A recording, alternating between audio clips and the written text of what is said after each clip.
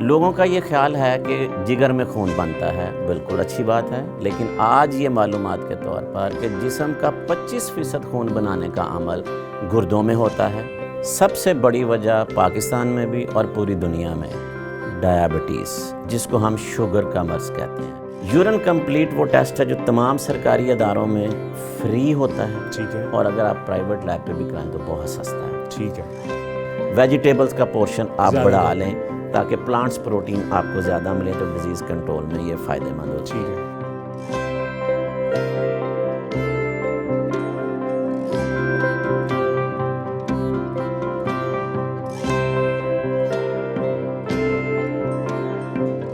عام طور پر گردوں کے 2 طرح کے امراض ہوتے ہیں، اور پہلا جو ٹائپ ہے اس میں یہ ہوتی ہے کہ گردے میں پتھری کا ہونا، یعنی جس کو کڈنی سٹون بھی کہتے ہیں عام زبان میں۔ آج ہم اس پر بات نہیں کریں گے، آج ہم بات کریں گے جو گردوں کے دیگر طرح کے امراض ہیں اور ان کا علاج کیسے ممکن ہے۔ آپ دیکھ رہے ہیں ڈاکٹر ڈائلاگ، اور یہ ایف ایم سے زندگی کا انیشیٹو ہے، پوڈ کاسٹ سیریز ہے۔ میں ہوں میثم عباس، امید کرتا ہیں کہ آپ خیریت سے ہوں گے۔ اور آج ہم نے جن ڈاکٹر صاحب کو دعوت دی ہے وہ کسی تعارف کے محتاج نہیں ہے، پاکستان کے مایہ-ناز نیفرولوجسٹ ڈاکٹر علی ثقلین حیدر صاحب ہمارے ساتھ موجود ہیں۔ سر بہت شکریہ آپ کے وقت کا۔ تھینک یو سر، جیسے میں بات کر رہا تھا کہ گردہ ایک ہمارا بہت ہی اہم پارٹ ہے، انسانی جسم کا اہم حصہ ہے، اہم اعضا ہے۔ بیسک فنکشن کیا ہے اس کا؟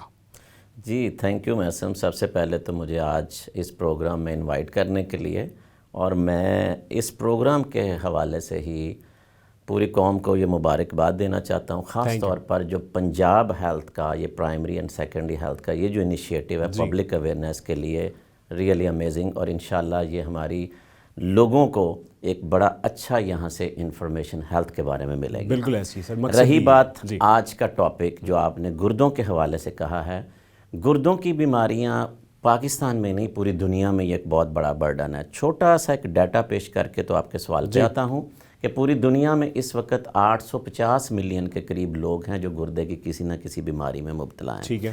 پاکستان میں اگر آپ آ جائیں تو پاکستان کا ہر 7واں یا 8واں شخص گردے کی کسی نہ کسی بیماری میں مبتلا ہے۔ ٹھیک ہے۔ اور یہ اگر تعداد کے حساب سے آپ دیکھیں تو یہ تعداد 3 کروڑ کے لگ بھگ ہے پاکستان میں۔ اچھا، یہ بہت بڑا فگر ہے اس وقت۔ تو اس لیے پاکستان میں ہر سال جو تقریباً 40,000 کے قریب سالانہ اموات ہیں وہ گردے کی بیماریوں کی وجہ سے ہیں۔ ٹھیک ہے۔ تو یہ اس کے اوپر بات کرنا، لوگوں کو اویئر کرنا بہت بڑی ضرورت ہے وقت کی اس وقت۔ بالکل ایسی۔ آ جاتے ہیں گردے۔ گردے ہمارے جسم میں بہت اہم رول ادا کرتے ہیں، لیکن ان کا یہ ہے کہ یہ بڑی خاموشی سے اپنا کام کرتے ہیں۔ مثلا جگر، دل یا ان چیزوں کے بارے میں لوگوں کو نام سے بڑی زیادہ اویئرنیس ہے، ان کے فنکشنز بھی معلوم ہوتے ہیں، لیکن آج میں بتاؤں گا سب سے پہلے دیکھیں کہ پورے جسم میں جو پانی ہم سارا دن یا لیکوڈ کوئی بھی چیزیں پیتے ہیں، اس کے جو اخراج ہے، جو ایکسکریشن ہے باڈی سے، وہ گردوں کے ذریعے ہونی ہے۔ یہ پہلا فنکشن ہو گیا کہ جو بھی ہمارا کھانا پینا ہے، جو چیزوں کی ضرورت باڈی میں ہے وہ رہ جائیں گی، اور باقی ساری جو غیر ضروری چیزیں ہیں وہ پیشاب کے راستے گردے اخراج۔ تو پہلا کام ہو گیا اخراج کا۔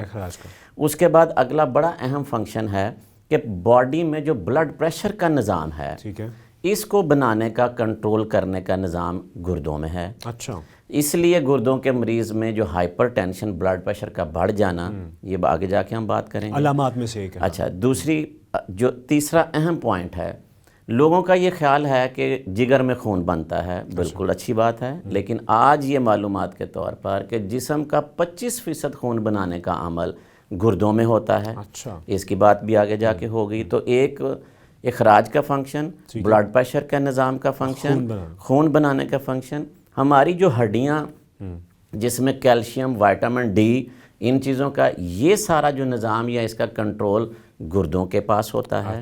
تو آپ یہاں سے اندازہ لگا لیں کہ گردوں کے فنکشنز جو ہیں، یہ میں نے چیدہ بتایا، ڈیٹیل میں جائیں تو آگے بہت زیادہ چیزیں ہیں۔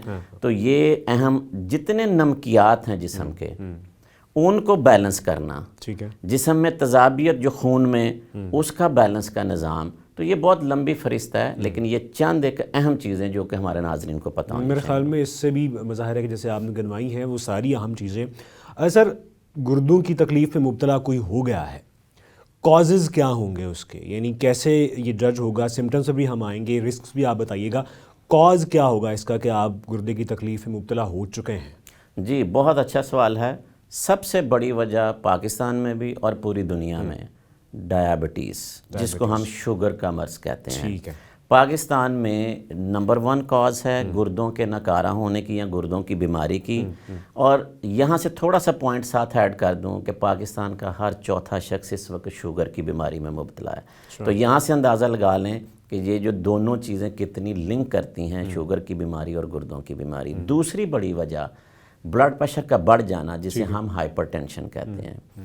تیسری بیماری گردوں میں پتھریاں بن جانا، جس طرح آپ نے اپنے انٹرو میں اس کی بات کی ہے. چوتھی بڑی وجہ جو کاز ہے اس کی، ہماری جو قوت مدافعت ہے یا گردے کی اندرونی بیماریاں جسے ہم گلومیرولونیفرائٹس کہتے ہیں. 5ویں نمبر پر جو وجہ ہے نا، یہ اگر ہم صحیح معنوں میں پاکستان کا ڈیٹا کلیکٹ کریں تو یہ شاید تھوڑی اوپر آ جائے. اچھا. یہ ہے دوائیوں کا غیر ضروری استعمال. ٹھیک ہے. اور میں اکثر یہ بات کرتا ہوں کہ پاکستان کا ہر گھر منی میڈیکل سٹور ہے. سیلف میڈیکیشن، اس میں خصوصی جو پین کلرز ہیں، NSAIDs ایک ایسا گروپ ہے جو آپ کی گردوں کی جو آلریڈی مبتلا ہیں ان کو بڑی تیزی سے وہ بیماری آگے بڑھا سکتا ہے، جو نہیں بھی ہیں تو ان کو نقصان کر سکتے ہیں. اسی طرح ہونا یہ چاہیے کہ ہر دوائی کا استعمال ڈاکٹر کے مشورے کے مطابق ہونا چاہیے اور غیر ضروری بھی نہ ہو. اور غیر ضروری بھی نہ ہو. جو چھٹی وجہ ہے وہ ہیں ہماری کچھ یہ جینیٹکس کے پرابلمز، کہ جس میں گردے میں پانی کی تھیلیاں بن جاتی ہیں. یہ کچھ وراثتی عمل ہوتے ہیں. تو یہ مین وجوہات ہیں، یہ کازز ہیں. بالکل ٹھیک ہے جی. اور مین فزیکل سمٹمز کیا کہ انسان کو گردے کی مرض لاحق ہو گیا ہے تو اس کو کیسے معلوم ہوگا؟ ٹیسٹ تو جیسے آپ نے اسی والے بارے میں بتائی کہ ابتدائی ٹیسٹ کیا ہونے چاہیے کہ جب آپ کو پین پہلا ایک سمٹم ہوتا ہے، فزیکل پین؟ اچھا، علامات میں یہ آپ نے بڑا اچھا، کیونکہ لوگوں کا یہ خیال ہے کہ گردے کی بیماری جب شروع ہوگی تو اس میں کوئی درد ہوگی یا کچھ ہوگا. گردے کی بیماریوں کو خاموش قاتل کہا جاتا ہے، سائلنٹ کلر. ہاں، اسی لیے یہ استعمال کیا گیا ہے لفظ، کیونکہ ابتدائی طور پر آپ کی علامات بہت کم ہوتی ہیں، شاید نہ ہونے کے برابر ہوتی ہیں، جس کی وجہ سے بہت سارے جنرل جو ہماری عوام ہے، پبلک ہے، وہ بھی دھوکہ کھا سکتی ہے، اور ایون ڈاکٹرز بھی، کہ ابتدائی کوئی علامات ہی نہیں ہوتی. آج میں یہ 5-6 چیزیں گنوانے لگا ہوں. گھر میں کسی بڑے یا چھوٹے کو یہ علامات آ جائیں تو کم از کم، جس کی بات آگے جا کے ہم کریں گے، کہ ان کے ٹیسٹ ضرور کرا کے دیکھ لینا چاہیے.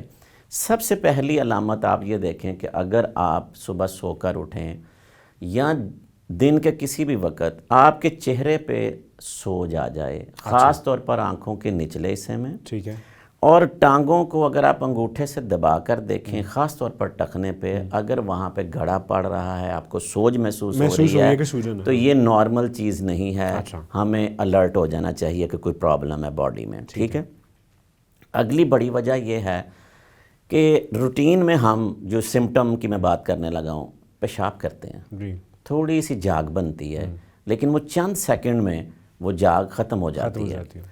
اگر یہ جاگ بہت زیادہ بنے اور وہ سٹے کرے، جس طرح آپ صرف پانی میں حل کرتے ہیں اور وہ پوری ایک فروت جاگ بنتی ہے اور وہ وہاں پہ کافی دیر رہتی ہے، یہ پہلی میسم علامت ہے. یہاں پہ کڈنی کے سارے جو فنکشن کے ٹیسٹ ہیں نارمل ہوں گے، اور ہو سکتا ہے کہ کوئی اور علامت نہ ہو. یہ ہمیں شو کرتی ہے کہ گردے کے فلٹر ڈیمیج ہو گئے ہیں اور پروٹین کا اخراج شروع ہو گیا ہے. اچھا، یہ جو جھاگ ہے وہ پروٹین کا اخراج، وہ پروٹین کا اخراج ہے. تو 2 چیزیں میں نے اب تک بتائیں: سوج کا آ جانا، پیشاب میں بہت زیادہ جاگ کا بن جانا، آپ کا سانس پھولنا شروع ہو جائے. ٹھیک ہے، آپ چلتے ہوئے، لیٹتے ہوئے محسوس کرتے ہیں سانس پھول رہا ہے. آپ کو کمزوری، آپ کی بھوک میں کمی ہو رہی ہے. آپ کو کوئی متلی والا دل ہو رہا ہے یا الٹیاں، کوئی وجہ نہیں ہے. اچھا، جس طرح ہم نے فنکشن میں بات کی تھی کہ آپ کے گھر والے یا کوئی بھی نوٹ کر رہا ہے کہ آپ کا رنگ پیلا ہو رہا ہے، خون کی کمی کا شکار ہے، کوئی بیماری بھی نہیں ہے، تو یہاں پہ آپ کو پوری الرٹ ہو کے آپ کو یہ سوچنا چاہیے کہ کہیں نہ کہیں مجھے یہ کوئی پرابلم تو نہیں. جیسے جیسے بیماری بڑھتی ہے، پھر یہ فاضل مادے جب جسم میں اکٹھے ہوتے ہیں تو ان کی علامات آنی شروع ہو جاتی ہیں، جس طرح فٹس پڑ سکتے ہیں یا کنفیوژن ہو سکتی. لیکن یہ ایڈوانس چیزیں ہیں. 4-5 چیزیں بس ذہن میں رکھ لیں: سوج کا پڑنا، ٹھیک ہے. پیشاب میں جاگ کا بننا, سانس پھولنا, کمزوری ہو جانا, خون کی کمی کا شکار ہو جانا, بھوک نہ لگنا, اگر ان میں سے کوئی بھی علامت ہے فوری ڈاکٹر سے رجوع کر ٹیسٹ کرانے چاہیے. ٹھیک ہے, یعنی آپ فوراً ڈاکٹر کے پاس جائیں. ٹیسٹ وہ کیا ہیں کہ جو آپ جا کے ڈاکٹر کو بتائیں گے بھائی یہ ٹیسٹ میں نے کروانا؟ یہ بہت امپورٹنٹ سیگمنٹ ہوگا جی آج کی اس پوری ٹاک کا, جی. اور میری ناظرین سے بھی یہ خواہش ہوگی کہ یہ لکھ لیں. یہ بات جو آج ابھی یہ ٹیسٹوں کی ہے نا, یہ مریضوں کے اوپر نہیں ہے. ٹھیک ہے. یہ ہر صحت مند بندے کو, اس معاشرے کو وہ کرنے پڑیں گے, ٹھیک ہے. تب جا کر وہ معلوم کر پائیں گے. جس طرح میں نے کہا کہ یہ خاموش قاتل ہے, اس کی تو کوئی آپ کو ہو سکتا ہے علامات بھی نہ ہو, تو سال میں ایک دفعہ یہ ٹیسٹ ہر صورت ہونے چاہیے اگر ہم اس بوجھ سے نکلنا چاہتے ہیں جو پاکستان پہ پڑ گیا ہوا. ٹھیک ہے. پہلا ٹیسٹ سادہ ترین اور سستا ترین, یہ میں نے 2 لفظ استعمال کیے ہیں, سادہ ترین اور سستا ترین, کیونکہ آگے جا کر شاید آپ یہ سوال کر دیں کہ ٹیسٹ بہت مہنگے ہوتے ہیں. ٹھیک ہے. یورین کمپلیٹ وہ ٹیسٹ ہے جو تمام سرکاری اداروں میں فری ہوتا ہے, ٹھیک ہے, اور اگر آپ پرائیویٹ لیب پہ بھی کرائیں تو بہت سستا ہے. ٹھیک ہے. 80% گردے کی بیماریوں کا جو نیفرولوجسٹ یا گردے کے اسپیشلسٹ ہیں وہ اس سمپل ٹیسٹ سے ہی معلوم کر لیتے ہیں. ٹھیک ہے. تو یورین کمپلیٹ اس ٹیسٹ کا نام ہے. یہ ناظرین لکھ لیں کہ جی پہلا کام ہم نے کرنا ہے یورین کمپلیٹ ٹیسٹ. ٹھیک ہے. اور یہ ہر ڈی ایچ کیو میں ڈی ایچ کیو جہاں سے بھی آپ کرانا چاہیں فری آف کاسٹ یہ اویلیبل ہے. اس میں گردوں میں آپ کو پروٹین کا آنا, انفیکشن کا آ جانا, بلڈ کا آ جانا, بہت ساری معلومات ایک سادے ٹیسٹ سے ہم لے سکتے ہیں. اگلا ہے گردوں کے فنکشن کا ٹیسٹ جو کہ بلڈ کا ٹیسٹ ہے. ٹھیک ہے. جس کو ہم کہتے ہیں یوریا اور کریٹنین. ٹھیک ہے. یہ بلڈ میں ٹیسٹ ہوں گے. یوریا اور کریٹنین یہ ناظرین ہمارے لکھ لیں. ٹھیک ہے. پھر کوئی مہنگے یہ ٹیسٹ نہیں ٹھیک ہے, ہے. بہت کم قیمت میں, اور یہ بھی ٹیسٹ تقریباً سارے سرکاری ہسپتالوں میں اویلیبل ہے. صحیح ہے. اگلی بات آ جاتے ہیں ایک الٹرا ساؤنڈ. اب الٹرا ساؤنڈ پہ ہم کیا معلوم کریں گے؟ گردے کی شکل و صورت, گردے میں پتھری رسولی, وہ معلومات کے جو سٹرکچر کے حساب سے تبدیلیاں آئیں گی. اچھا اب میسم اب یہ دیکھو, میں نے ابھی 3 چیزیں گنی ہیں جی. یورین کمپلیٹ, ہاں جی, یوریا, کریٹنین, ایک الٹرا ساؤنڈ, اور چوتھی ایک آخری چیز ہے کمپلیٹ بلڈ ٹیسٹ جسے ہم CBC کہتے ہیں. یہ بھی بالکل سادہ ٹیسٹ ہے جس میں خون کی کمی اور باقی چیزوں کو آپ معلوم. یہ 4 چیزیں اگر سال میں ایک دفعہ ہر صحت مند بندہ کرا لے تو وہ اپنی بیماری کو بڑی ارلی سٹیج پر پکڑ سکتا ہے. بالکل ٹھیک ہے. اور وہیں پہ اگر انٹرونشن ہو جائے یا ٹریٹمنٹ سٹارٹ ہو جائے تو یہ جو بوجھ یا یہ جو بیماری کا آگے بڑھنا, ڈائلسس کا ہونا, یہ ساری چیزوں سے آپ بچ سکتے ہیں. ٹھیک ہے. اچھا, سمپل بات. لوگ پریشان بھی ہو جاتے ہیں کہ گردے کا مرض لاحق ہو گیا, اب تو جیسے زندگی ختم ہے. تو اس میں سٹیجز, اس میں بھی سٹیجز ہوتی ہیں, اور یا یہ کیسے پریشانی کا لیول اوپر نیچے ہوتا ہے, یا اگر آپ کو گردے کا مرض ہو گیا ہے تو آپ کو پریشان ہو جانا چاہیے؟ اچھا, بڑی اچھی بات ہے. میں اس کی اگزامپل اپنی پریکٹس میں بھی اور ویسے عام جب بھی کبھی اس طرح ٹی وی ٹاکس ہوتی ہیں تو اس پہ یہ کہتا ہوں, چوری 5 پیسے کی بھی ہو تو وہ چوری ہوتی ہے. اگر آپ اس وقت 5 پیسے کی چوری پہ آپ اس کو اگنور کر دیں گے تو مستقبل کیا ہے, بڑا نقصان ہوگا. آپ نے اچھا پوائنٹ اٹھایا ہے. جس دن آپ کو معلوم پڑ گیا کہ کوئی نہ کوئی گردے کا مسئلہ موجود ہے, ٹھیک ہے, تو آپ کو اس کو سیریس لینا چاہیے. آپ کو اس کو پراپرلی ٹریٹ یا جو بھی اس کے متعلقہ ہدایات ہیں اس پہ عمل کرنا چاہیے. تو وہی بات ہے, یعنی سیریس لینا ہے لیکن دل نہیں چھوڑنا, نا امید نہیں. اچھا, اس کی آگے جا کے بات کریں گے, کیونکہ آج کل کا زمانہ وہ نہ دل چھوڑنے والا ہے, اور نا امیدی مایوسی ویسے اللہ تعالیٰ کی طرف سے بھی ہمیں منع ہے. کیونکہ جتنی لیٹسٹ چیزیں, جتنے ٹریٹمنٹ کے اب اچھے آپشن آج 2024 میں بیٹھ کر ہم ڈسکس کر سکتے ہیں, یہ 2 دہائیاں پیچھے چلے جائیں تو اس طرح نہیں تھا. تو اس لیے وہ دل چھوڑنے والی بات نہیں ہے. گردے کی بیماریوں کو سٹیجز کے حساب سے میں ذرا تھوڑا کلیئر کر دوں. ہم 2 قسم کی گردے کی بیماریاں ہوتی ہیں. ایک بیماریاں گردے کی ہیں کہ جو عارضی طور پر ہوتی ہیں, جس کو ہم ایکیوٹ کڈنی انجری کہتے ہیں. ٹھیک ہے. اور دوسری ہیں کہ جو مستقل طور پر گردے جس میں متاثر ہو گئے ہیں اس کو ہم کرونک کڈنی ڈیزیز کہتے ہیں. ٹھیک ہے. جو ایکیوٹ ہے, جو عارضی ہے, مثلا پیچھے سیزن چلا ہے, بہت زیادہ لوگوں کو ڈائریا ہوا, موشن لگ جاتے ہیں, چیسٹ کے انفیکشن بہت زیادہ تھے، تو کسی بھی پانی کی کمی ہوگی، انفیکشن ہو گیا، جس طرح ہم نے دوائیوں کا استعمال کا کہا، یہ عارضی چیزیں کوئی بھی آپ کی جب گردوں کی بیماری کرتی ہیں تو اس میں ریکور ہونے کا امکان 90% سے زیادہ ہوتا ہے، یعنی کہ یہ مکمل طور پر لوگ ٹھیک ہو جاتے ہیں جب آپ وہ وجہ ٹھیک اور کڈنی سٹون بھی اسی میں آئے گا؟ اچھا، کڈنی سٹون جو ہے یہ ہمارا کرونک پرابلم میں آتا ہے، لیکن کڈنی سٹون سے اگر گردے فوری طور پر بلاک ہو جائیں کہ وہ پیشاب کی نالی میں پتھری یورین بلاک کر دے، وہ عارضی فنومینا ہے، جیسے ہی آپ پتھری وہ توڑواتے ہیں یا وہ نکل جاتی ہے تو پھر گردہ کام کرنا شروع ہو جاتا ہے، تو وہ دونوں اس میں سٹیجز میں آ جائے گا۔ اب آ جاتے ہیں کہ جو مستقل بیماری ہیں، مستقل میں کیا جو ہم نے لسٹ گنی ہے، جس میں شوگر ہے، بلڈ پریشر ہے، پتھریاں ہیں، اندرونی بیماریاں، کوئی بھی چیزیں ہیں، جب یہ مریض آہستہ آہستہ گردے کی بیماری میں جاتے ہیں تو یہ کرونک ہوتا ہے۔ کرونک کا مطلب یہ ہے کہ یہ ریورسیبل نہیں ہوتا بلکہ آہستہ آہستہ آہستہ آہستہ چیز آگے بڑھتی ہے۔ اچھا، ان کی 5 سٹیجز ہیں۔ ٹھیک ہے، سٹیج 1 ہے، سٹیج 2، 3، 4، 5۔ ٹھیک ہے، جو پہلی 4 سٹیجز ہیں نا، یہ ساری میڈیکل مینجمنٹ ہے، مطلب یہ ہے کہ دوائیوں کا استعمال، ٹھیک ہے، ڈائٹ کا کنٹرول، ٹھیک ہے، ٹھیک ہے، اور جس کو ہم لائف سٹائل کی بات کرتے ہیں، جس میں sugar control, blood pressure control, یہ چیزوں کو آپ نے سیٹ رکھنا ہے۔ یہ پہلی 4 سٹیجز ہیں، گردے کے فنکشن کے حساب سے ہم اس کو کیٹیگرائز کرتے ہیں۔ مثلا پہلی سٹیج میں 90% سے زیادہ فنکشن ہوتا ہے رفلی، دوسری سٹیج میں آ جائیں تو 60 سے اوپر ہوتا ہے، تیسری سٹیج میں آ جائیں تو 30% سے اوپر، پھر چوتھی سٹیج جو ہے وہ 15 سے 30 کے درمیان ہے، اور جو 5ویں سٹیج ہے نا، لاسٹ سٹیج، اس کو ہم لاسٹ کہہ نہیں سکتے کیونکہ ہم ناظرین کو کوئی پریشانی، اور یہ ٹرمینالوجی اب دنیا میں ڈیلیٹ کر دی گئی ہیں، دیر از نو لاسٹ سٹیج، ٹھیک ہے، وہ اللہ کی ذات ہے بس سب کے لیے۔ جو کہیں بھی تو یہ سٹیج 5 ہے، جس میں کڈنی کا فنکشن جب 15% سے کم رہتا ہے تو ہم پیشنٹ کو وہاں پہ ڈائلسس ایڈوائز کرتے ہیں۔ ٹھیک ہے، تو پہلی 4 سٹیجز کا میں نے بتایا کہ دوائیاں، ڈائٹ، اس سے ٹریٹمنٹ چلتا ہے، اور سٹیج 5 میں ڈائلسس یا آگے ٹرانسپلانٹ کی بات ہوتی ہے، تو فرق اتنا ہے، تو اس لیے لاسٹ والی بات نہیں ہے، اس کے آپشنز ہمارے پاس موجود ہیں۔ ٹھیک ہے، پہلی جو 4 سٹیجز ہیں، علاج اس کا کتنا مہنگا ہے، کتنا سستا ہے؟ آپ نے خود ہی پہلے کہا تھا کہ شاید دوائیاں جو ہیں وہ مہنگی جائیں، اور گورنمنٹ فیسلٹیز کہاں کہاں پہ اویلیبل ہیں، کس کس سٹیج تک اویلیبل ہیں کہ علاج مفت ہے یا بہت کم قیمت ہے، اور کہاں جا کر کس سٹیج پر جا کر علاج تھوڑا سا ذرا مہنگا ہو جاتا ہے؟ جی، اب آپ دیکھیں کہ جہاں تک ہم نے بات پہلی 4 سٹیجز کی ہے، جہاں پہ ٹوٹل میڈیکل مینجمنٹ ہے، ٹھیک ہے، اب میڈیکل مینجمنٹ میں ہم نے کیا چیزیں دیکھنی ہیں؟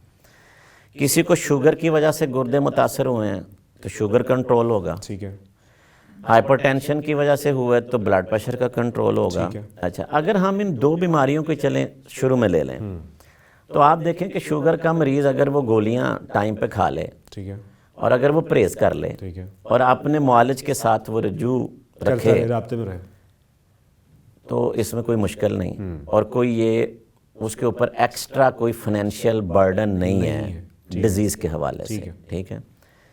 ہر THQ پرائمری اینڈ سیکنڈری اگر میں چلے جائیں تو سب جگہوں پر فزیشین اویلیبل ہیں جو ڈائبٹیز کنٹرول کے لیے، بلڈ پریشر کنٹرول کے لیے، اور اس وقت ہر DHQ پہ پنجاب کی جب ہم بات کریں تو آلموسٹ نیفرولوجسٹ، گردے کے اسپیشلسٹ بھی ہر DHQ میں موجود ہیں، بلکہ THQ لیول تک بھی کچھ لوگ چلے گئے ہیں۔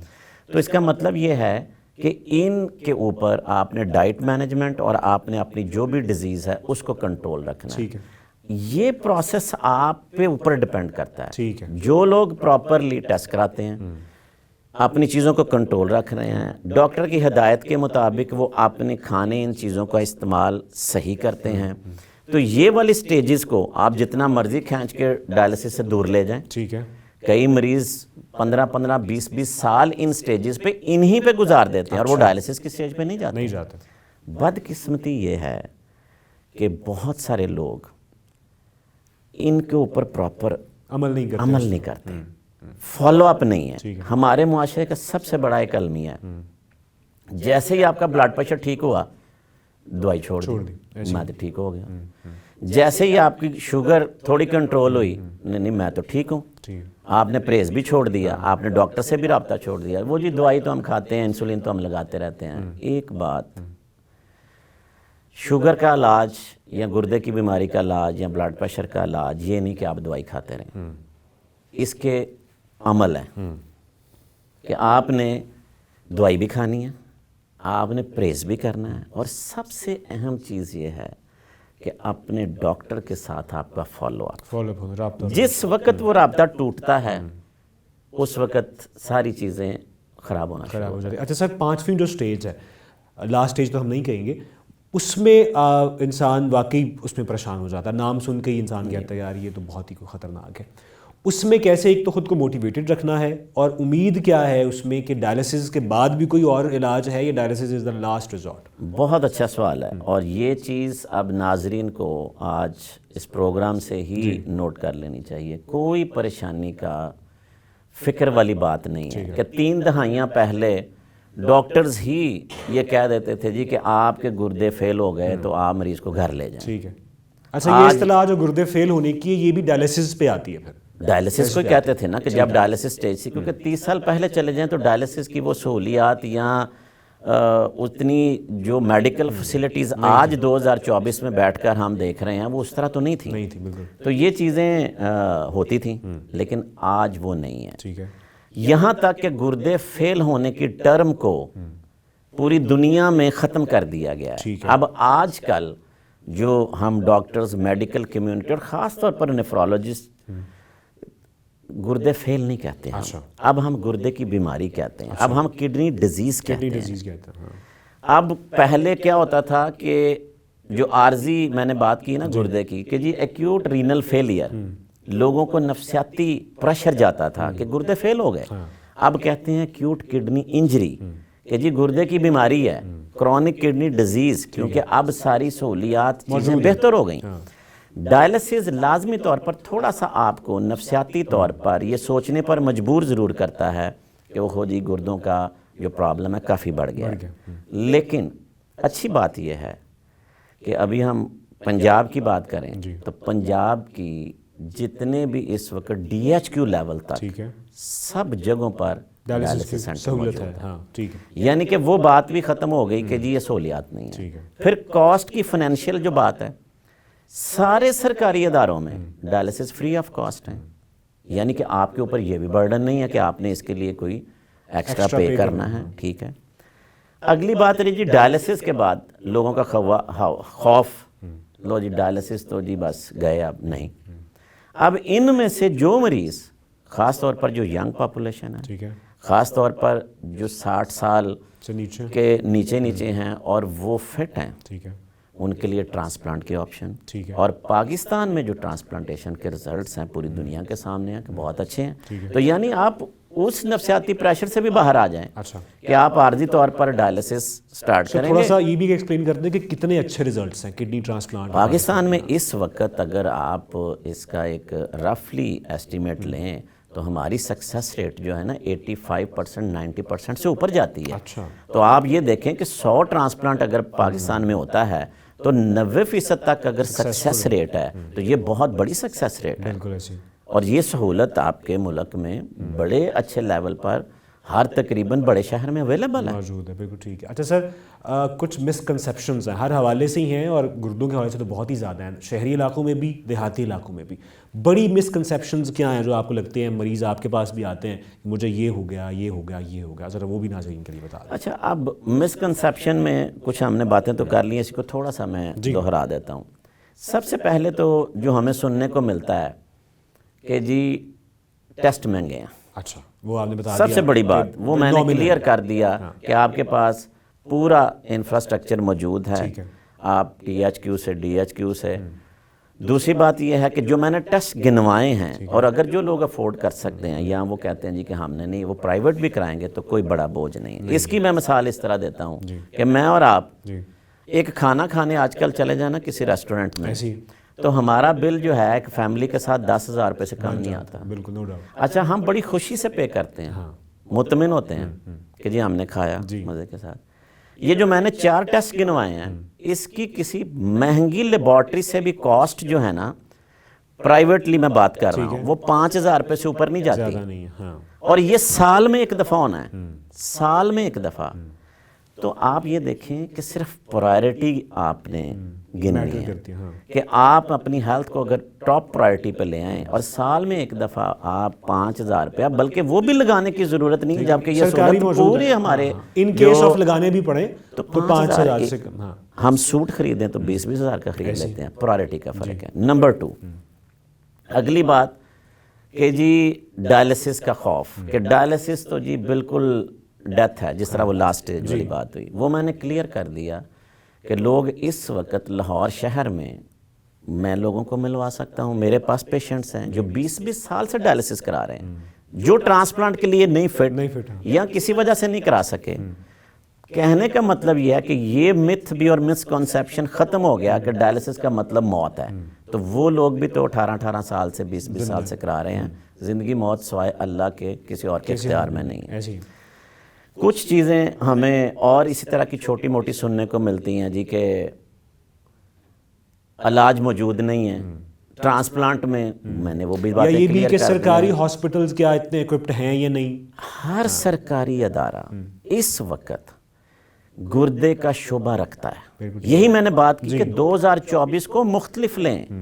یہ پچھلے 1 دہائی میں ہمارے ہاں گردے کے ڈپارٹمنٹ پورے پنجاب میں، اور یہ بات رحیم یار خان سے لے کر لاہور تک ہے، ٹھیک ہے، پورے پنجاب میں اکراس سب جگہوں پر گردے کے شعبے موجود ہیں اور یہ سہولیات موجود ہیں. ٹھیک ہے، آپ بالکل کرا سکتے ہیں. بالکل ٹھیک تو اس لیے اس میں میرا خیال ہے کہ اب کوئی ایسی مسکنسیپشن کو لوگوں کو ڈرنے کی ہے ہی نہیں. ٹھیک ہے سر. ایک اور اہم سوال کہ جنیٹیکلی اس کا ٹرانسفر ہوتا ہے نہیں ہوتا، اور وہ کیا خطرناک ہوتا ہے، کم خطرناک ہوتا ہے، وہ بھی ذرا ایکسپلین کرتے ہیں. جی، اس میں جب ہم نے گردے کی وجوہات کی بات کی تھی تو چھٹی بات میں نے یہ کی تھی کہ کچھ بیماریاں ایسی ہیں کہ جو جنیٹک وراثتی، ساری نہیں. ٹھیک ہے، اچھا اب دیکھیں جو کڈنی سٹون ہے اس میں وراثت کا عمل بالکل آتا ہے، ہو سکتا ہے. کچھ بیماریاں جو اندرونی گردے کی ہیں، ایک بیماری ہے جس کو ہم پولیسسٹک کڈنی ڈیزیز کہتے ہیں، یعنی کہ وہ گردے میں پانی کی تھیلیاں چھوٹی چھوٹی بن جاتی ہیں، وہ وراثتی عمل ہے، جنیٹک پرابلم ہے. ایک بیماری جو جس طرح میں نے کہی تھی نا قوت مدافعت کے ریلیٹڈ، وہاں پہ گلومیرولونیفرائٹس ایک ٹائپ کی آتی ہے جو کہ الپورٹ، یعنی کہ وہ نام ہے اب ناظرین کے لیے نہیں، لیکن اس میں جینز کا کردار ہے کہ وہ آگے جینز ٹرانسفر ہوتے ہیں. تو کچھ بیماریاں جنیٹیکلی اس میں موجود ہیں، لیکن میجورٹی یہ ریئر ڈس آرڈر ہے. یہ بھی میں بتا دوں کہ یہ کم ہوتے ہیں. جو ٹاپ ڈیزیزز ہیں وہ 3-4 ہم نے گن لی ہیں، جس میں شوگر، بلڈ پریشر، گردے کی پتھریاں اور دوائیوں کا استعمال یہ ہوتا ہے. ٹھیک ہے، بالکل صحیح ہے. اور اچھا سر، آپ کو گردے کا مرض لاحق ہو گیا، کازز پہ ہم نے بات کی، سمٹمز پہ ہم نے بات کی، اور جو اس حوالے سے جو مس لیڈنگ چیزیں آتی ہیں اس پہ بھی ہم نے بات کی. اچھا آپ نے بات کی کہ فیسلٹیز میں اضافہ ہو رہا ہے. اے آئی ایک ایسا فیکٹر ہے جو کہ شاید ریولوشنائز کر رہا ہے ہماری دنیا کو. میڈیکل جو کمیونٹی ہے، خاص طور پہ گردوں کے حوالے سے اے آئی کا کردار فیوچر میں کیا دیکھ رہے ہیں آپ؟ بڑا اچھا اور بہت امپورٹنٹ پوائنٹ آپ نے اٹھایا. اس کے بہت اچھے فوائد بھی ہیں، لیکن چونکہ فیوچرسٹک بات ہے اور لیکن پیرلل اس کے نقصانات ہیں. میں اب دونوں اینڈ پہ یہ بات کروں گا، میڈیکل کمیونٹی کی بھی اور جنرل پبلک، چونکہ اب آج کل ہر بندہ جو ہے وہ یہ چیزوں کو، یہ گیجٹس اور یہ ٹول استعمال کرتا ہے. پہلے ذرا جنرل پبلک اور پیشنٹس پہ آ جاتے ہیں. یہ اکثر میں نے بات کی ہے کہ چلیں اب اے آئی کا آگے چل پیا، لیکن اے آئی سے پہلے چلے جائیں تو گوگل نے کافی کچھ کام کر دیا تھا. ٹھیک ہے، آسان بھی کیا تھا، مشکل بھی کیا. اچھا اب اس میں یہ ہے کہ ایک چیز ہے کہ وہ آپ کی اویئرنیس کے لیے تو وہ ٹھیک ہے. نقصان یہ ہوا ہے کہ لوگ آج گوگل سے دوائی پڑھتے ہیں، ٹریٹمنٹ پڑھتے ہیں، اور اس کو بغیر ڈاکٹر سے کنسلٹ کیے ہوئے جب وہ اپنے فیملی ممبر یا کسی دوست یا کسی چیز کے اوپر وہ اپلائی کرنے کی کوشش کرتے ہیں یا کرتے ہیں، تو اس میں بہت بڑے پرابلم اور مسائل کا وہ شکار ہو جاتے ہیں. کیونکہ گوگل ہونے سے پوری دنیا میں جو ڈاکٹرز ہیں یا ہاسپٹل ہیں وہ بند نہیں ہو گئے. ادروائز ایسا ہوتا کہ جو ایجوکیٹڈ کنٹریز تھے یا ڈیولپڈ کنٹریز تھے وہاں پہ یہ چیز ٹیک اوور کر لیتی. سیم تھنگ فار اے آئی. اچھا کہ اگر کوئی بھی ہماری جنرل پبلک میں جو اچھے پڑھے لکھے لوگ ہیں یا پاپولیشن ہے جو آئی ٹی کے اس ریلیٹڈ ہے, اگر وہ اس کو تو اپنے صرف علم کی حد تک, لیکن تمام چیزیں وہ اپنے ڈاکٹر اور ساری چیزوں کی مشاورت سے کریں تو یہ برائی نہیں ہے, یہ اچھائی ہے. بلکہ اچھا ہے کہ ان کو پتہ چل رہا ہوتا ہے اپنی بیماری کے بارے میں, دوائیوں کے بارے میں. لیکن ایک چیز کا ہی پوائنٹ ان کے ذہن میں ہونا چاہیے کہ بھئی جو ڈیسیژن اور پرسکرپشن ہے وہ میرے معالج کی ہوگی. ٹھیک ہے, بس یہ ایک امپورٹنٹ پوائنٹ ہے. یہ سب میڈیکل کمیونٹی, میڈیکل کمیونٹی میں ڈیفینیٹلی اس کے بہت زیادہ فوائد ہیں. فوائد یہ ہیں کہ دیکھیں, آج اگر اے آئی سے میں ایک چیز صرف ٹاپک یا ایک کوئی بھی چیز وہاں پہ لکھتا ہوں اور اس کے پاس میری, اب میں اپنی ٹریننگ میں چلا جاؤں تو مجھے ایک ایک کتاب کو جا کے ڈھونڈنا پڑتا, ریفرنس ڈھونڈنا پڑتا, چیزوں کو پڑھنا پڑتا. تو ایک کوئک میری پاکٹ میں اب پوری دنیا ایک حساب سے آ گئی ہوئی ہے. نقصان کہ جو چیز ہم اپنی ٹریننگ میں اپنے برین کو یوز کر کے, جو انسانی برین ہے وہ میرا خیال ہے کہ وہ آہستہ آہستہ آہستہ آہستہ کم ہوتا جائے گا, اور ہم ایک ڈیوائس یا ایک اس گیجٹ کے ڈیپینڈنٹ ہو جائیں گے, پھر اپنی چیزوں کو کم. لیکن ڈیفینیٹلی فائدہ یہ ہے کہ دنیا میں جو بھی لیٹسٹ چیز, کوئی بھی ایسی چیز جو آپ کے ذہن میں فی الحال نہیں بھی آ رہی, تو آپ فوری طور پر اس کو دیکھ کر اپنے پیشنٹ یا تشخیص یا ٹریٹمنٹ کے عمل میں اس کا بہت بڑا فائدہ. بالکل ٹھیک ہے سر. آج کی گفتگو کا آخری سوال میں اس لیے آخر میں رکھنا چاہ رہا تھا کہ ذرا لوگوں کے لیے فائدہ مند ہو. لائف سٹائل میں کیا تبدیلی ہم لا سکتے ہیں؟ مثال کے طور پہ ہم صحت مند ہیں لیکن ہمارا لائف سٹائل خراب ہے تو ہم گردوں کے امراض کی جانب جا رہے ہیں, چاہے وہ ڈائٹ ہو, چاہے وہ ہمارا ڈفرینٹ پیٹرن ہو, سلیپ پیٹرن ہو, ڈفرینٹ چیزیں ہو. لائف سٹائل کتنا امپورٹنٹ ہے اس فیکٹر میں؟ بہت اچھا آپ کا یہ سوال. میں اس کو توقع کر رہا تھا کہ آپ پہلے پوچھیں گے, لیکن چلیں, اس پہ بہت بڑی بیس ہے. لائف سٹائل ہر ڈیزیز کا پارٹ ہے. ٹھیک ہے, وہ کڈنی کی ڈیزیز ہو, وہ شوگر کی بیماری ہو, بلڈ پریشر کی بیماری ہو. جس نے اپنے لائف سٹائل کو ٹھیک نہیں کیا وہ اپنی ڈیزیز پر قابو نہیں پا سکے. ٹھیک ہے, شوگر کی اگر آپ لوگ گوگل کی بات کرتے ہیں تو جا کے پہلے کلک کر کے پڑھ لیں, تو پہلے 3 پوائنٹ ہیں ہی آپ کے لائف سٹائل کے, چوتھے نمبر پر دوائیاں آتی ہیں. بالکل ایسی. لیکن پاکستان میں کیا ہو رہا ہے, دوائی سب نے کھانی ہے, پہلے 3 پوائنٹ نہیں عمل کرنے. گردے کی بیماریوں کے حوالے سے ہم ڈائٹ کے پارٹ کو 2 حصوں میں تقسیم کرتے ہیں. یہ وہی ڈویژن ہے کہ جو میں نے پہلے کہی تھی کہ پہلی 4 سٹیجز جہاں پہ دوائیوں اور ڈائٹ کا میں نے لفظ استعمال کیا تھا, وہاں پہ ڈائٹ مختلف ہے. وہ میں چیدہ چیزیں بتا دیتا ہوں آپ ناظرین کے لیے. اب جو میں بات کرنے جا رہا ہوں یہ گردے کے مریضوں کے لیے ہے, یہ ہیلدی لوگوں کے لیے ابھی میں بات نہیں کر رہا, پہلے میں ان کی بات کر رہا ہوں. تو جو 4 سٹیجز تک کے لوگ ہیں وہ اپنی ڈائٹ میں گوشت اور دال کا استعمال کم کریں گے. بالکل ٹھیک ہے, یہ ہم ایڈوائز کرتے ہیں کیونکہ یہ رچ پروٹین ڈائٹ ہے, اور ہم اس سٹیجز تک پروٹین ذرا ڈائٹ میں کم کرتے ہیں, زیرو نہیں کرتے, کم کرتے ہیں. تو جس میں میجر پورشن کو ہم تھوڑا سا کہتے ہیں جی کہ آپ یہ کم کر دیں, ویجیٹیبلز کا پورشن آپ بڑھا لیں تاکہ پلانٹس پروٹین آپ کو زیادہ ملیں, تو ڈیزیز کنٹرول میں یہ فائدہ مند ہوتی ہے. جو سٹیج 5 ہے, جب پیشنٹ ڈائلسس پہ آ گیا, وہاں پہ ہمیں پروٹین انٹیک بڑھانی ہوتی ہے. اچھا, یعنی کہ ہم انہیں کہتے ہیں کہ اب آپ گوشت دال والی چیزوں کا استعمال بڑھا دیں. کیونکہ جو ڈائلسس میں آپ کی پروٹین نارملی بھی تھوڑی بلڈ پیوریفیکیشن میں, صفائی میں لوز ہو رہی ہوتی ہے, تو تاکہ وہ بھی پوری ہو جائے. تو ایک تو یہ پروٹین کا پورشن آ گیا. جو ڈائلسس پاپولیشن ہے ان کو ہم لیکوڈ کا استعمال کم کرنے کا کہتے ہیں, کیونکہ ان کی یورین آؤٹ پٹ اتنی زیادہ نہیں ہوتی, اور جتنا یہ پانی کم پی کے جائیں گے اتنی ڈائلسس ان کے اچھے چلیں گے. فروٹس کا استعمال ان کو ہم تھوڑا سا ریسٹرکٹ کرتے ہیں کیونکہ اس میں پوٹاشیم ہوتا ہے, پھر ان میں جوس ہوتا ہے, تو وہ ان کی جو بڑھا دیتا ہے. اور اسی طرح دودھ دہی والی چیزیں. اب ڈائلسس کے لیے 3-4 چیزیں ہیں صرف. پانی کم استعمال کرنا ہے, دودھ دہی والی چیزیں ذرا کم استعمال کریں, اور فروٹ جوسز کم لیں. لیکن باقی آپ چیزیں کھا سکتے ہیں. پروٹین کا استعمال, جو ڈائلسس جن کے نہیں ہو رہے, جو پہلی 4 والے ہیں, ان میں ہم نے بات کی تھی کہ گوشت اور دال والا کانٹینٹ ذرا کم رکھیں. باقی ان کے معالج ان کی رپورٹس کے مطابق ان کو گائیڈ کرتے ہیں. جنرل اب ہم پبلک جو ہیلتھ ہے کہ جس میں ہم چاہتے ہیں کہ جی ہمارے کڈنی جو ہیں وہ محفوظ رہیں یا ان کی کوشش کی جائے. سب سے میسم بڑا المیہ جو اس وقت ملک میں ہے نا، اسموکنگ.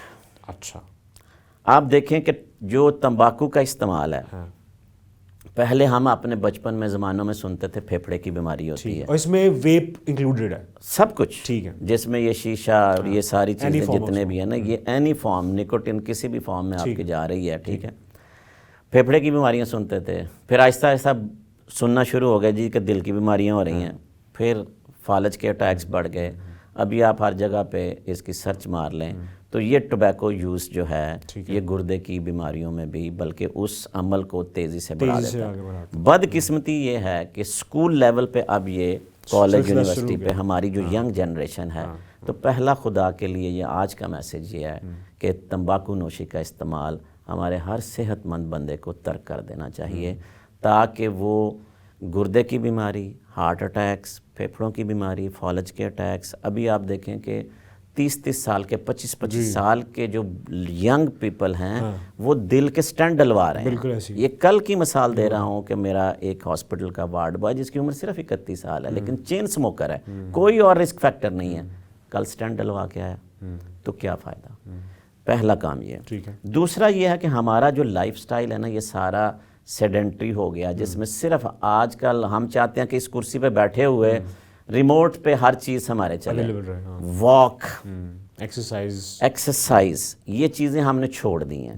جب تک آپ اپنے کھانے پینے کو برن نہیں کریں گے تو آپ کے جسم میں یہ ساری چیزیں ڈپازٹ ہوں گی، جس میں کولیسٹرول ہے، جس میں چکنائی، مٹھاس، جو بھی آپ کھا رہے ہیں. جب تک آپ ان کی کیلریز کو آپ یوز نہیں کریں گے تو موٹاپا اگلا سب سے بڑا پرابلم اس ملک کا موٹاپا. اور موٹاپا بھی اس وقت بہت زیادہ لنک کر رہا ہے گردے کی بیماریوں کے ساتھ.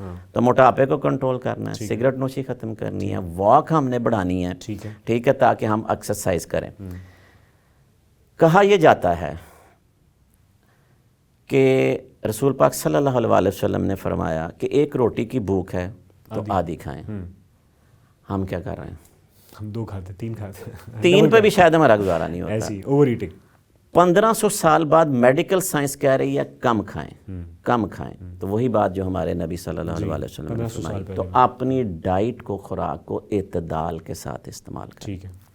اگلا پوائنٹ بہت اہم ہے. جی، میڈیکلی یہ ریکمینڈڈ ہے کہ آپ کا جو ناشتہ ہے وہ ہیویسٹ سب سے، یعنی کہ آپ جو اچھا ہے وہ ناشتہ کریں، ٹھیک ہے، اس سے تھوڑا سا ہلکا آپ لنچ کریں، اور جو ڈنر ہے بالکل کم سے کم ہونا چاہیے. ٹھیک ہے.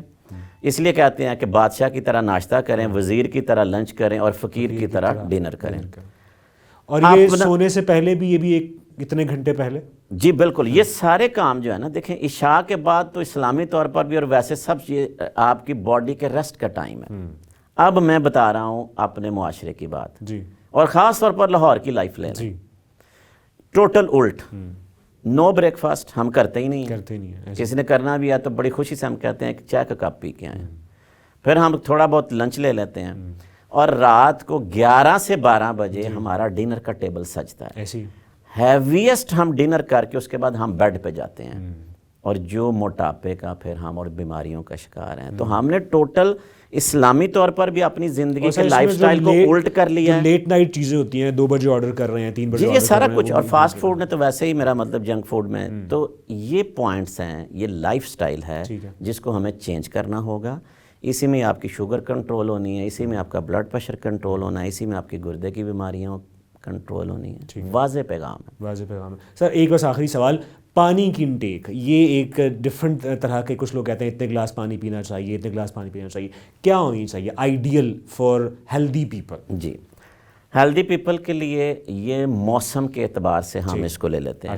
آج کل موسم چونکہ سردی کا تھا، ٹھیک ہے، سردی میں باڈی کی جو سویٹنگ یا باڈی کا جو استعمال ہے یوزیج کم ہوتا ہے، تو آپ کی انٹیک بھی تھوڑی ریلیٹیولی کم، لیکن پھر بھی ایک اندازے کے مطابق رفلی آپ کو 1.5 لیٹر کے قریب، جس کو اگر ہم لے لیں کچھ 6 سے 8 گلاس، 6-7 گلاس، تو کم سے کم آپ کو لیکوڈ ایک دن میں، یہ 24 گھنٹوں کی اور یہ بات ہو صرف رہی پانی ہے یا اس میں جوسز؟ لیکوڈ، میں نے لفظ لیکوڈ کا استعمال کیا ہے. لیکوڈ میں جو بھی پینے والی چیز ہے وہ آ جاتی ہے. ٹھیک ہے. اچھا، اگر آپ ہاٹ ویدر میں، جس طرح اب ہماری گرمی آگے آغاز ہوگا اور گرمیوں میں بہت زیادہ سویٹنگ ہوتی ہے، پھر اس کو ہم تقسیم کر دیتے ہیں شعبے کے حساب سے. اب گرمیوں میں ایک مزدور آدمی یا ویسے ورکر ہے جو روڈ پہ، سڑک پہ کام کر رہا ہے، جس کی سویٹنگ زیادہ ہو رہی ہے، اس کی یہ ریکوائرمنٹ بڑھ کے تقریباً 12-14 گلاس چلی جاتی ہے، کیونکہ 3 لیٹر تک پھر اس کو، چونکہ اس نے سویٹنگ بھی اس کو ہو رہی ہے، تو وہ کم سے کم اس کو استعمال کرنا چاہیے. جو آفس ورکر ہیں، جس طرح جنہوں نے بالکل ایئر کنڈیشن اس میں کام کرنے ہیں، تو وہ 2 لیٹر کے قریب اپنی انٹیک رکھ سکتے ہیں. یہ ایک رفلی آئیڈیا ہے کہ جس کے 8 سے 10 اتنا گلاس تو آپ ایک ذہن میں بٹھا لیں کہ گرمیوں میں 12-14 گلاس تک چلے جائیں، سردیوں میں شاید 8-10 گلاس تک بھی آپ کا گزارا ہو جائے. تو یہ نارمل جو ہیلدی لوگ ہیں، یہاں پہ ایک پیغام دے دوں کہ میرے گردے کے جو مریض ہیں نا، وہ اس پہ عمل نہیں کریں گے، کیونکہ یہ ہوتا ہے کہ وہ سن کے کہتے ہیں جی کہ آپ نے تو اتنا کہا تھا. یہ صرف ہم صحت مند لوگوں کی بات کر رہے ہیں. وہ گردوں کا صاحب نے بتا دیا کہ کچھ، وہ میں نے بتایا کہ جو ڈائلسس پاپولیشن ہے اس کو ہم نے کم لیکوڈ انٹیک پہ، یوزولی ہم کوئی تقریباً آدھا-پونا لیٹر 24 گھنٹوں میں رکھتے ہیں، اس سے زیادہ نہیں رکھتے. اور جو پہلی 4 سٹیجز والے ہیں، وہ ڈیپینڈ کرتا ہے کہ ان کو کنڈیشن کیا ہے، کہ کسی کو سوج ہے تو وہ بھی کم رکھیں گے، کسی کو سوج نہیں ہے تو وہ نارمل انٹیک، معالج ان کو بتا دیتے ہیں کہ جی آپ اتنا استعمال کریں. ٹھیک ہے سر، بہت شکریہ. آخر میں ہم چاہیں گے کہ آپ ایف ایم صحت زندگی کے ناظرین، سامعین کے لیے کوئی میسج دیں کہ کیسے وہ ایک ہیلدی لائف سٹائل کی جانب اوور آل آ سکتے ہیں. ذرا آپ کیمرہ آپ میسج جتنی بھی ہم نے یہ بات کی ہے، سب سے پہلے تو میری تمام ناظرین سے، اور پنجاب ہی نہیں پورے پاکستان کی، چونکہ ہم شہری ہیں، عوام ہیں، جتنی یہ باتیں آج کی اس پروگرام میں ہوئی ہیں، باتیں کرنی آسان ہیں، سننا آسان ہے، لیکن عمل کا کام مشکل ہے. اور ہم یہ چاہیں گے کہ خدا را اس پہ عمل کریں. لائف سٹائل کی بات کی ہم نے، ڈائٹ کی بات کی، لیکن ایک ہی لفظ میں یہ بات میں اس طرح ختم کرتا ہوں کہ صحت مند معاشرہ ہی صحت مند پاکستان کی نشانی ہے. آپ صحت مند ہیں تو پاکستان صحت مند ہے. سر بہت شکریہ، اور ہم آپ کو زحمت دیتے رہیں گے آنے والے دنوں میں. آئی ہوپ کہ آپ نے بھی انجوائے کیا ہوگا، اور ہماری کوشش یہ ہے کہ نہ صرف انفارمیشن ہو بلکہ ساتھ ہی ساتھ دلچسپ انداز میں انفارمیشن ہو، تاکہ آپ بھی بور نہ ہو اور صحت کی جانب بھی جائیں. اجازت دیجیے گا، اللہ حافظ.